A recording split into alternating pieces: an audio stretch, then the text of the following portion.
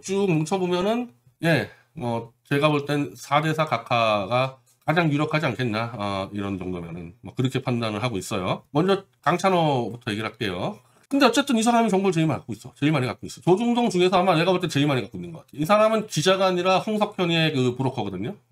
할인 재판관들의 평의가 열리고 있던 31일이에요. 31일. 헌법재판소 회의실에서 돌연 고성이 터져나왔다. 이건 뭐 꽤나 많은 정보보고가 나왔던 거죠. 근데 이제 강찬호가 자기 실명 걸고 이렇게 쓰는 겁니다. 정보보고 가지고 유튜브를 지는 경우는 있지만은 정보보고 가지고 자기 실명 가지고 더군다나 어쨌든 일간지 논설위원이 자기 실명 걸고 이렇게 쓰는 경우 많지가 않아요. 그러니까 강찬호는 홍석현한테 정확히 확인을 했겠죠.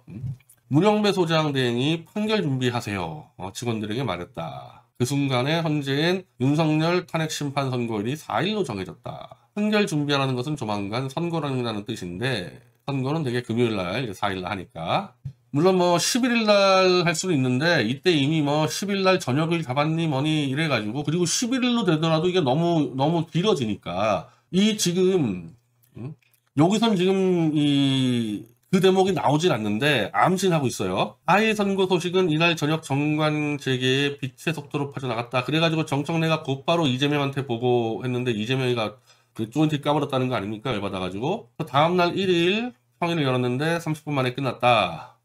이후 불려 들어간 헌재 직원 앞에서 문영배는 4일 오전 11시 선고합니다. 됐죠? 이 됐죠? 누구한테 얘기하는 겁니까? 선고 빨리 하라고 문영배 머리채를 쥐어뜯은 헌법재판관 3인에게 한 얘기란 말이에요. 이거는 또 다른 정보 보고서 들어와요. 3명이 문영배 사무실을 문 차고 들어갔다. 왜? 주말 동안에 민주당 이재명 개돼지들이 그냥 헌법재판관 다 때려 죽인다고 어마어마한 협박을 들어갔잖아요. 그러면은 다른 건 몰라도 왜 선고가 늦어지냐에 대해서는 보수 측은 열받는 거죠.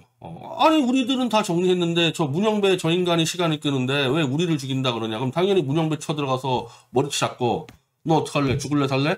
너 선고일 안 잡으면 우리 기자회견 들어간다. 이렇게 했겠죠 당연히. 그러니까 서로 싸움 났다가 문영배가 결국 그 입장을 받아들이고 잡았다는 거거든요. 선고일을. 문대행이 다른 재판관들 듣는 앞에서 됐죠라는 말을 한 건 더 이상 미루지 말고 선고일을 지정하라는 일부 재판관들. 보수 3인이에요. 보수 3인. 이거를 문대행이 받아들인 정황을 시사한 것 아니냐는 풀이가 나왔다. 자, 요 정도만 이제 이렇게 정황을 했는데, 아까 말한 대로, 보수 3인이 이 머리채 잡고 4월 4일로 지정을 했는데, 자, 그러면은, 이재명 쪽 좌파 애들은 계속 시간을 끌고 있었거든요? 저는 계속 4대4였다고 생각을 해요. 근데 이제, 김광일 위원 얘기는 5대3인데, 뭐 조정했다 그러는데, 뭐 약간의 미세한 차이 있겠죠? 어쨌든, 기각이 되는 거 아닙니까? 5대3이라고, 뭐 4대4라 되든지. 그러니까 선고를 못하고 있었는데, 그럼 일단 선고를 해야 돼, 문영배는. 그럼, 선고를 하는 데 있어서 문영배가 상의한 사람이 누구냐? 이건 김광일 위원 얘기예요. 이재명이 아니라 문재인이란 얘기예요. 문영배하고 이미선이 상의한 사람은 문재인이다. 자기를 임명해 준 사람이고 이재명이는 이제 윤석열 돌아오고 대법원에서 판결 나오면 죽는 자 아닙니까? 여기는 아무것도 가진 게 없는 인간이야. 근데 문재인은 운동권적 자산을 갖고 있고 저 북한과도 연결돼 있고 하지 않습니까?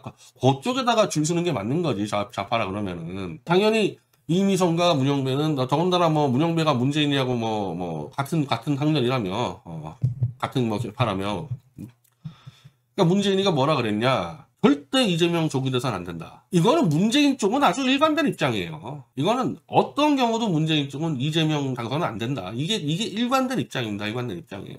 그러면 이재명부터 날리고 근데 이재명만 날렸다가 잘못 움직이면 문영배 이미선도 맞아 죽는 수도 있는 거고 문재인도 맞아 죽는 수도 있는 거고 잘못 걸리면 그러니까 이제 개돼지들을 또 속여야 될 거 아닙니까? 이재명 만세 부르는 개돼지들을 이걸 어떻게 속이냐에 대해서 아이디어 교환을 하는 과정에서 일단 자기들 4명은 무조건 인용을 간다.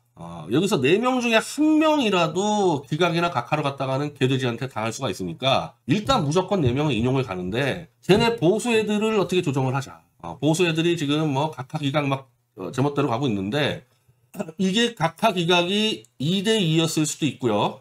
그리고 뭐 김광일 위원 얘기는 이 김형두가 인용인지 기각인지 각하인지 정신없다. 그럼 차라리 김형두를까지 포함해서 각하로 보내버리면 각하가 4명이 되면은 4대4가 됐을 때 제가 어제 잘못 알았는데 5대3 각하 인용 5 각하 3개가 나오면요. 각하가 안 되고 기각이 된다는 거예요. 그러니까 각하라는 새로운 하나의 안이 성립되려면은 각하가 절반이 돼야 되기 때문에 각하가 4개면 결론이 각하가 나온다는 겁니다. 그러니까 이 문영배, 문재인 얘네들은 기각보다는 각하가 훨씬 낫다고 보는 거죠. 그러려면은 5대3이 되면 안 되지. 4대4가 될 거니까. 그래서 그 김영두 보고 당신 그냥 인용이고 기각이고 말고 각하로 가세요.